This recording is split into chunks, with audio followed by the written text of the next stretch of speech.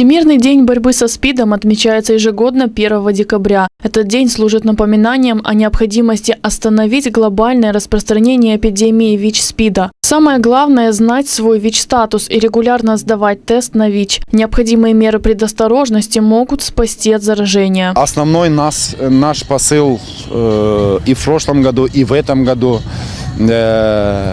призыв молодого поколения пройти тест на ВИЧ в течение 40 минут. 99,9% дает результат положительный или отрицательный. К большому сожалению, с каждым годом в каждом районе увеличивается количество ВИЧ-инфицированных. И самое важное, хотел бы отметить, что половой путь передачи превалирует. Он в районе 85%. ВИЧ не передается через укус насекомых. Это все какие-то стереотипы 20 века. Несмотря на то, что данное заболевание не передается как обычный вирус, многие боятся зараженных людей и избегают контакта с ними. К сожалению, люди с ВИЧ-статусом очень сильно боятся общества. У них прям такая фобия, потому что общество не знает, что такое ВИЧ. И когда я хожу и информирую подростков, я им очень хорошо и долго, нудно объясняю о том, что такое ВИЧ, что с ВИЧ-инфицированным можно дружить, общаться, питаться с одной посуды и никак не заразиться, это точно.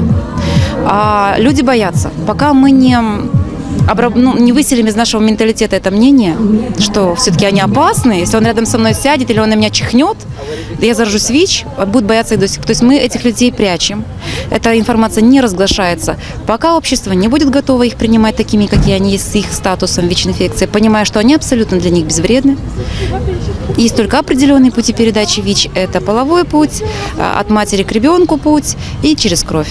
Я решила поучаствовать в данной акции для того, чтобы рассказать людям об этой болезни, об этой проблеме, о том, что она актуальна, и развеять все стереотипы, которые существуют на данный момент насчет ВИЧа. Чем больше будут информированы люди о ВИЧ, тем больше увеличатся шансы обезопасить от него не только себя, но и своих близких. Еще больше информации было у людей, чтобы люди знали пути передачи. И самое главное, чтобы они тестировались, чтобы знали свой диагноз, потому что свой статус, то есть положительный он или отрицательный. Потому что очень многие из людей даже не знают.